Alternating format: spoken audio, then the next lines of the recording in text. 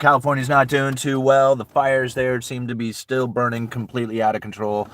And it raises the question, why are we building with wood? Like, these wood structures burn up like matchsticks, no problems when it comes to building with other materials. So why is it that we have this continuous operations of production of homes building out of such a item that is easily destroyed through fire?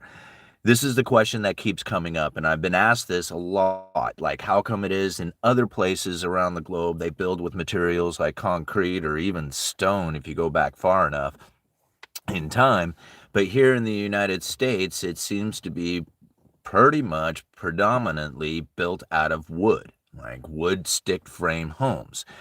And so when I think about why it is that we build out of wood as opposed to other materials, I really have to think about the efficiency of it.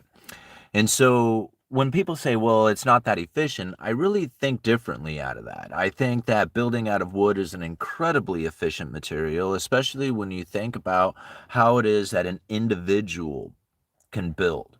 Like, an individual person by himself or herself, really, it doesn't matter who you are, can go to the lumber yard, pick up pieces of building materials, take it to a remote location, and build whatever it is you want. That is a type of material that isn't really done in other ways, like with concrete or, steel or something of that nature. Usually you need more equipment, more operation of people, more infrastructure type things. But ultimately, an individual with some primitive tools can build a wood structure all by themselves. They don't need anybody there. All you need is just the land, you need the resources as far as trees go, and you're able to build a structure. So wood is by far the most efficient way of building when it comes to distribution, when it comes to an individual taking part inside of their own construction needs. This is by far the most efficient way of going about it. And so when I think about how it is that we are just going to change the way that we do things around the residential construction industry, I don't really see that happening. Like, it's not going to take place anytime in the future as far as the need to build something that is going to be different from a wood structure moving into more concrete or steel. Now, I do get it in other nations, they do it that way, but not in this nation. In this nation, we have access and resources to the wood building material, and that is the way that we do things around here. It's not going to change. I mean, it can change somewhat. There are some people who are going to probably take advantage of a new building material out there that is not made of wood so that they can have a structure that is not going to be subject to fire damage. But if you have a situation like is taking place right now down in California, I don't think whether you have a concrete and steel building or a wood structure building, when you have that much damage around there, everything gets destroyed.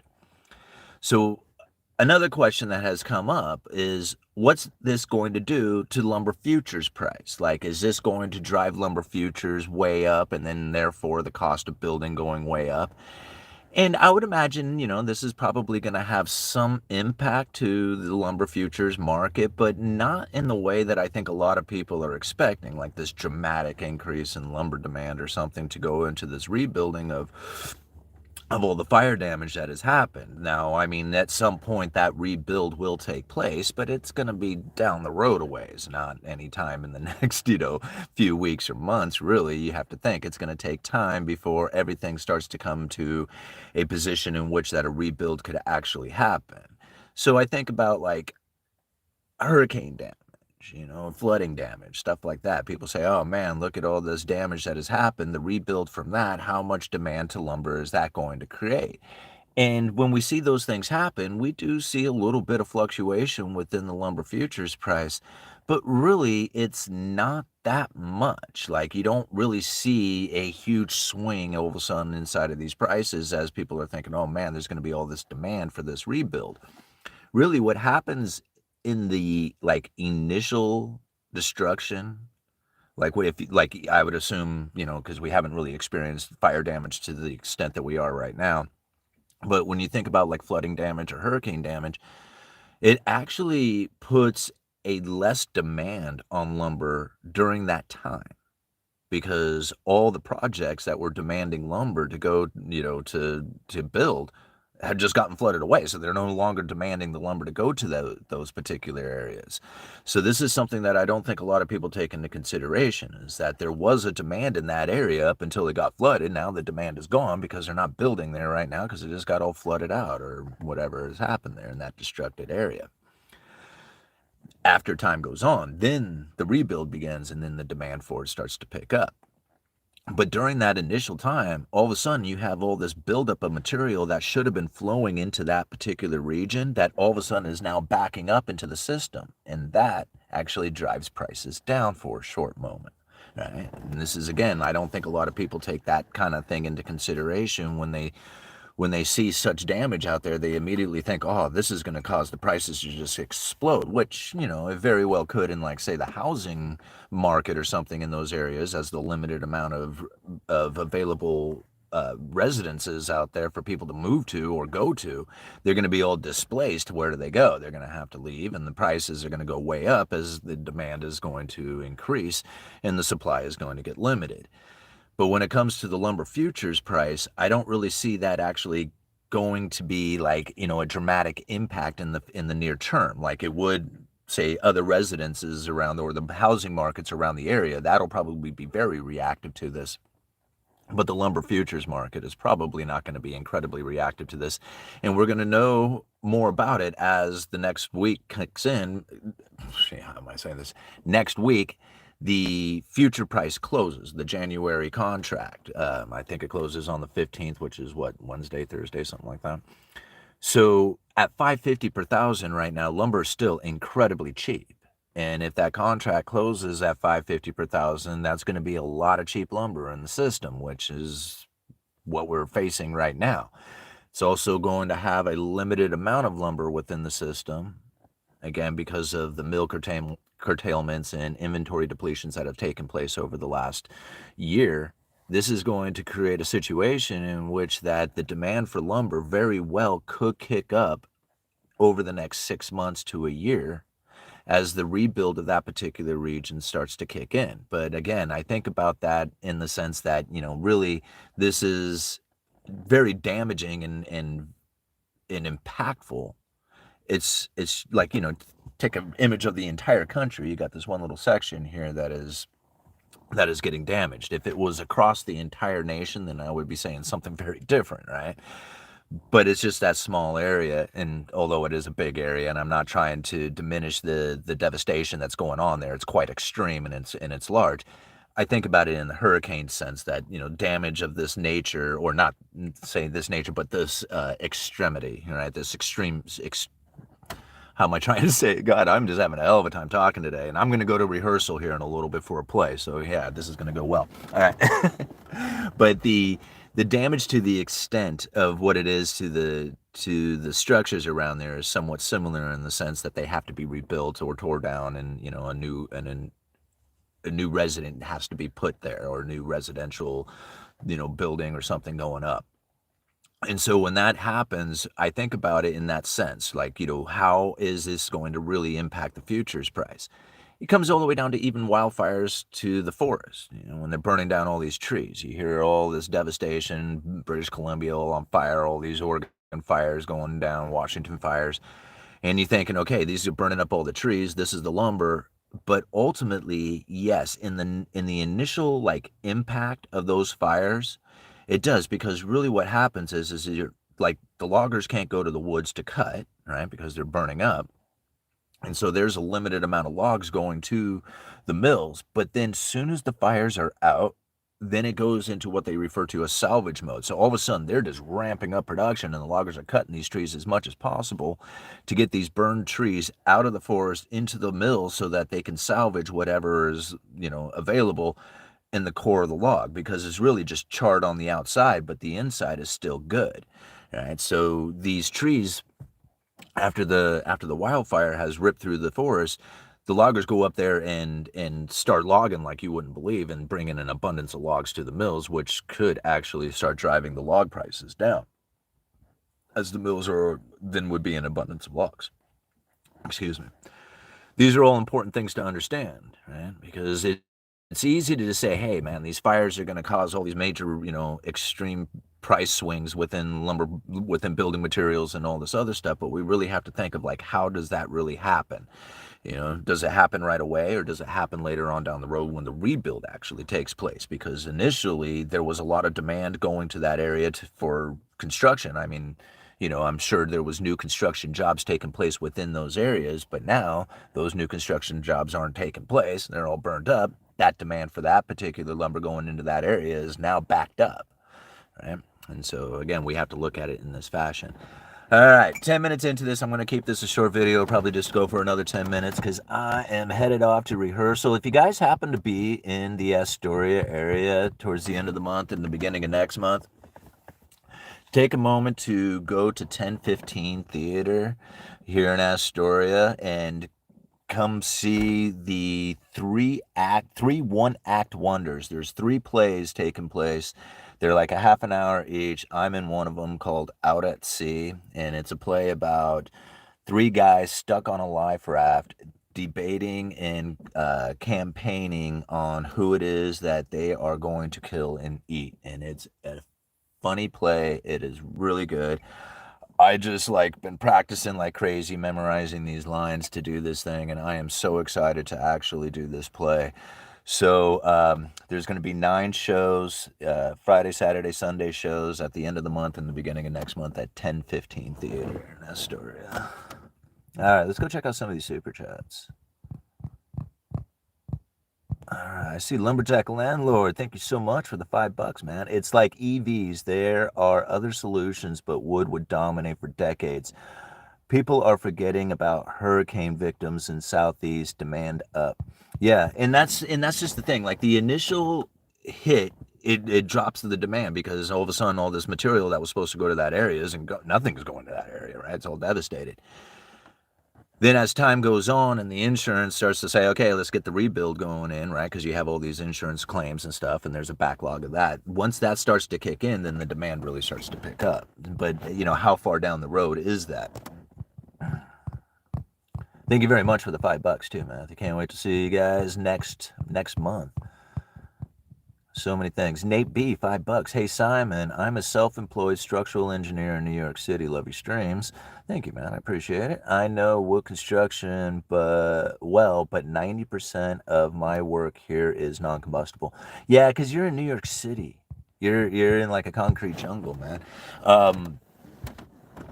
When it comes to everywhere else outside of the city, you're going to find that it's going to be wood construction. Like very few homes are built I'm sure you'll probably find neighborhoods or particular, areas of the country in which that stone masonry, stuff like that is used in a dominant, building fashion or dominant building material. But everywhere I've ever been, everywhere I've ever lived, it's always stick-built homes, and it's by far, like I said, the easiest way.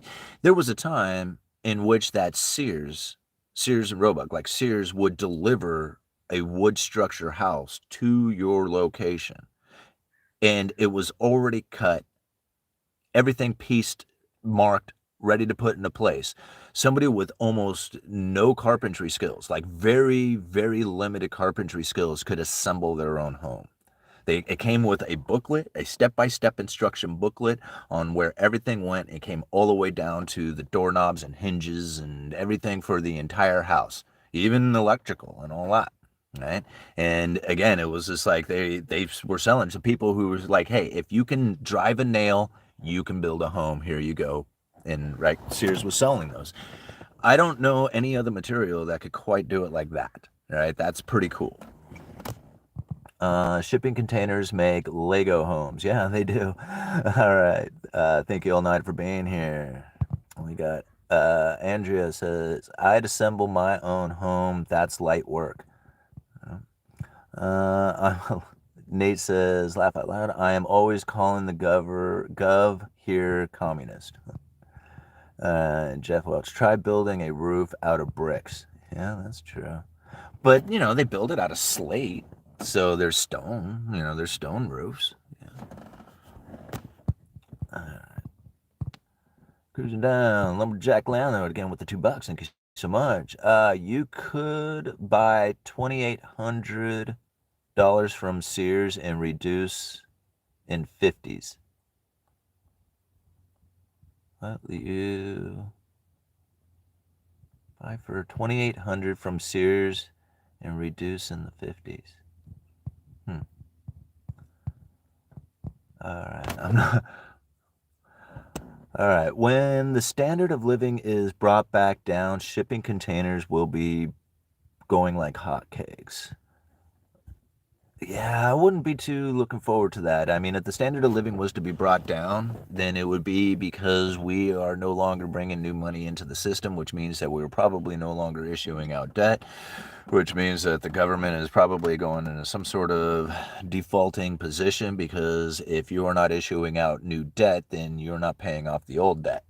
Right? And so, yeah, I don't know. I mean, good times. Los Angeles should learn about the Chicago fire, all wood structures destroyed. Can we see hyperinflation on lumber? No, I doubt it. I mean, you're probably going to see at some point in the future inelastic demand, right? Increasing the prices, but the more that the price goes up, the less the people are going to buy, and then you're going to start seeing the demand go back down. So ultimately, to see hyperinflation in lumber, you would have to see like nonstop, ever increasing demand that can never be met by the supply. And at that case, then it would eventually reach a point in which people would just simply wouldn't buy it anymore, and they would definitely find something else to build from, because it would just be cheaper to build from something else. So there's no way that lumber can go into a hyperinflation scenario by itself, right? Hyperinflation is when dollar is losing its value, and I don't think people quite appreciate that in its sense, because people want to see prices moving up in a particular item that they want to buy, and they're frustrated that the prices moved up, and then they scream dollar devaluation because of that. And then I ask the question, well, how come lumber doesn't face that same dollar devaluation that your product that you want to buy does?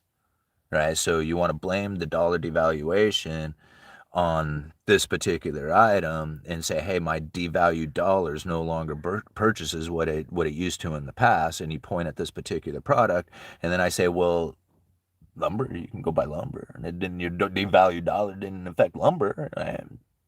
I mean, you got all the value in the world in your dollar when it comes to purchasing lumber. So what happened? Right? Or a barrel of oil or silver. Right? There's a lot of commodities. There's a lot of stuff out there that the devaluing dollar didn't face, only in the certain items that you want to buy. So now this question comes up to me, and it's just like, so is the dollar really losing value? Or is there a limited amount of supply or an increased amount of demand that is happening in particular items out there that is increasing the price, because all prices are found by supply and demand? So it's easy to use the devaluing dollar excuse. But once you have put that in your head and say that's the reason and there is nothing else, then you will never be able to see some of the situations that are happening out there, nor will you be able to explain things like lumber, or be able to call it out when it's at its high. Like, this is something that, I mean, I know I say it in a lot of videos out there, but I think it's important to understand, is because it wasn't my view of lumber from being in a retail position in the Pacific Northwest and knowing, all these different corners of the lumber market that gave me the ability to call out lumber at 1,700 per thousand and say that it was going to go back down to its normal price. It wasn't because of my position here in the Pacific Northwest. It was because of my understanding of the Federal Reserve and the monetary system. And because of that understanding of the Federal Reserve and monetary system, in my ability to see the lumber industry for the boots on the ground position I have, gave me that ability to say, okay, at 1,700 per thousand, when everybody was saying Federal Reserve, money printer go burr, prices go up, they're pointing at lumber, I was the person out there saying, don't do that. When it goes back down to its normal price, you're not going to have any reason for it, and you're not going to know why. So when I was at 1,700 per thousand, I said it's going to go back down to its normal price. People thought I was losing my mind, and I went way out on a limb to say that. And I was one of the only people out there who was even coming close to saying something like that. In fact, I don't think there was anybody else out there saying that. And so when it happened, and I was right about it, and nobody can figure it out, right? It comes down to it. It was a supply and demand issue. There was a huge supply shock happening within lumber at the exact same time that the money printer was going off. And so it was easy. Money printer go burr, prices go up. What else do you need to know except for this huge supply chain breakdown that had happened years before it? All right? And once you're in it and you see it, then you don't blame something that it's not. Right? All right, moving on. How much time do I have here? Okay, guys, I'm going to give it like another 5 minutes or so. Take off to go do rehearsal. There's potentially unlimited amount of dollars, quantitative easing. That's the problem entirely. As such, they have no real value over time. Dollars are a liability, not an asset. I agree with you, Carl. The only problem with it is that there is a supply and demand factor when it comes to the dollar. You know how much demand for dollars outside of the United States exists? It's ungodly. There is so much demand for dollars outside of the United States. I question whether or not the Federal Reserve could even print at a pace that is fast enough to pay off all that debt. I don't think they can. I don't think that they have the ability to buy assets at a pace that is high enough, large enough to provide the world with their liabilities to pay off all the dollar-denominated debt that exists out there in the world. I don't think they could do it. So when the dollar-denominated debt becomes due, and it starts coming due in a way that they can no longer find the liabilities to pay it back, do you know how much demand for dollars will exist at that point as the defaults start to kick in? It's going to be incredible. You will see the dollar value go so high, way higher than anybody could ever have possibly imagined.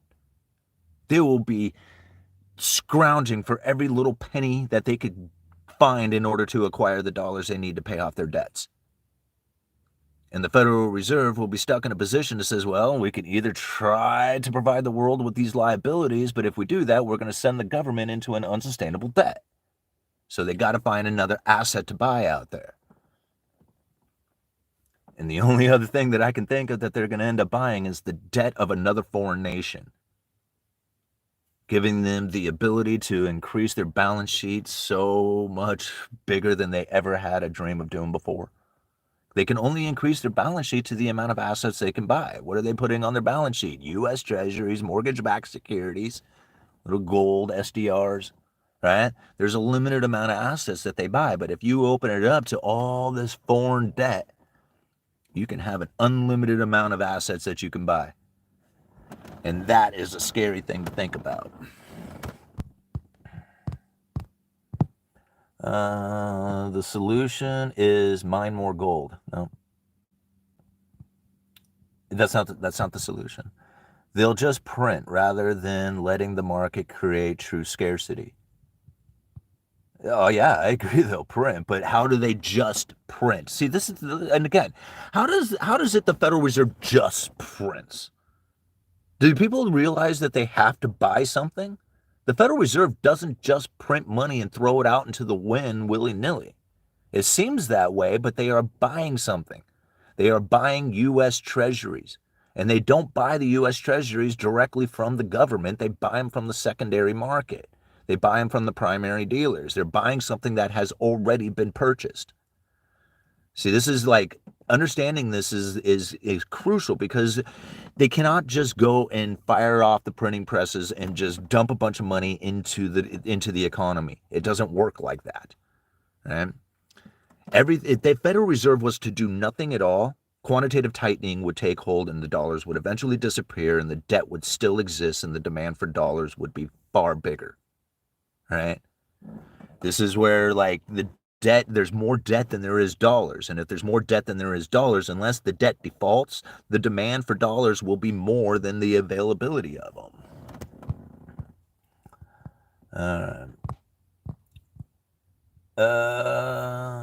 Niels, it's for the individual, not the nation. What are we talking about? The gold? All All right, the Fed issues dollars out of thin air, then lends it to the banks at a given rate, then the banks lend to above the rate. What do they have on their balance sheet? Assets, liabilities, right? One side has assets, the other side has liabilities. They don't just print them up out of thin air, they buy an asset, right?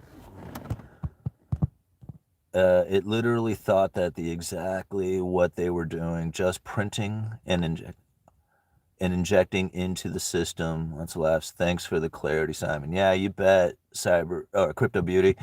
It is like, the original statement that Carl said about lending money to them so that they can buy whatever it is. That's actually true, right? They have the discount window that they can go to, they borrow money from, and then they use that money to go whatever. But the Federal Reserve itself, right? You have to think they are a bank themselves, just like any other bank, just like you, just like corporations, anybody else. They have a balance sheet of assets and liabilities. The government has a balance sheet of assets and liabilities. The Fed, the you, me, everybody has this, all right? And now, whether you know it or not, you do. Some people may not even realize that they have this. But they have a balance sheet that essentially is liabilities on one side and assets on the other. The Federal Reserve is very much that way. The main asset that they have on their balance sheet is U.S. Treasuries. In order to have those U.S. Treasuries on their balance sheet, they have to have a money system going out there. So, think about it like this. U.S. Treasuries is really the dollar. All right. This is what people use around the globe to do world trade with. It's done in dollars, but ultimately they do it with U.S. Treasuries. Because if you're doing it with U.S. Treasuries, at least you have an asset that is as good as dollars. It's pretty much liquidable, instantaneously liquidable. Like you can sell it right now. So the U.S. Treasury ends up being the device that is used for doing world trade. Now, you have to have something that it's settled in. Because it was just well, this isn't the dollar itself. It's an asset that is dollar denominated. We are using it like dollars because it pays a little bit of interest, and you and I are both willing to accept it as a dollar in itself, but it's not the dollar. Sometimes these things come due, and what does it come due in? Cash, right? Those are the actual dollars. So the dollar itself is more, for lack of better terms, lubrication. It's the lubrication for the system, right? All those dollar-denominated debts, and especially the U.S. Treasury being the safe and liquid asset, they're like the golden child of debt. I don't know how else to describe it. This is what ends up moving the world around. This is what ends up pushing the economy around. Not so much the actual dollars. Everything is settled in dollars. If you have cash, you can buy things with it, but it's the debt that is due in dollars. That is what is the primarily used inside of the economy to make things happen. And understanding it like that is easier than trying to understand that the dollar itself, right, is the one that's being used. It's not really like that. It's settled in dollars. Dollars is like the lubrication for the system of financial debts that are then actually doing the work. How to get work now? Get some of that lubrication here. All right, we are the bank in Monopoly, and we have to provide the players with what they need to play the game. If we add green, oh gosh, I am not going in there. I'm sorry, bro. Lumberjack landlord, bricks is the best. Lumber is high maintenance. You have to worry about fires, termites, and mold. Yeah, and I agree, after the fact, the actual structure of the building, masonry, stone, brick, stuff like that. Yeah, low maintenance, easy to take care of, mold issues, rotting termites, stuff like that you don't stress about. However, the efficiency of building out of that particular material, if you built a simple, I have a ranch style home here. It's, it's not small, but I mean, if it was very small, 1,100 square feet or something like that, you could knock that house out. If you had a team of guys who really knew what they were doing, you could knock it out in a day easy. I'm talking light switches on, toilets flushing, one day. All right, knock that out. That's an efficiency that not really a whole lot of other building materials can provide. So that's the efficiency that I'm talking about. Afterwards, yeah, not so much, right? You got a lot of maintenance, it's not exactly like it's in a constant state of deterioration, right? And that ends up coming from wood, but it's also really easy to deal with. But you have to deal with it. You have to you have to constantly maintain it. But you're right, it is in a constant state of deterioration if you don't. Alrighty, guys, I'm gonna go. Uneducated economist, you let me know. Thank you so much for being here. I guess I should give you the thanks. Sorry.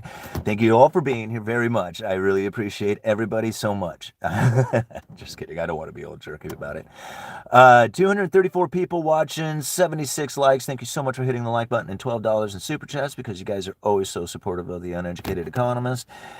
And I'll just read one more here from Bryce. Look at the old buildings in downtown Los Angeles. It's still standing today, survived all those violent earthquakes too. Yeah, well, I live in Astoria, which is a 200-year-old town, right? And there's houses here that are well over 100 years old that were built out of wood that are just as sound today as the day that they were built. So it's not like all wood constantly deteriorates. I mean, I live in, like, look, it's raining right now. It rains 9 months out of the year. If there was ever any rot, mold issues, termite issues, bug issues, all the other stuff that comes down to it, I'm in the area of that. Like, that's what happens here. And still, we have houses here that are well over 100 years old and still standing, and will probably be standing for many years to come. All right, Uneducated Economist, you guys let me know. Oh, live streams for member only. If you're one of the members of the channel, we're gonna come back probably later this evening and break down, I'm gonna guess, Michelle Bowman's speech. I think that's probably the important one to cover. So if you have not become a member of the Uneducated Economist, there's a link down in the description. $1 a month, you have access to the member-only live streams that we have done covering the monetary policies coming from the Federal Reserve, lots of Fed speeches, really, really good information. And then join that. We can come back here later this evening for another live stream where we will be breaking down Michelle Bowman's speech in a way that working class individuals trying to understand this stuff for themselves can actually have a conversation about and really internalize. So, Uneducated Economist, you guys let me know.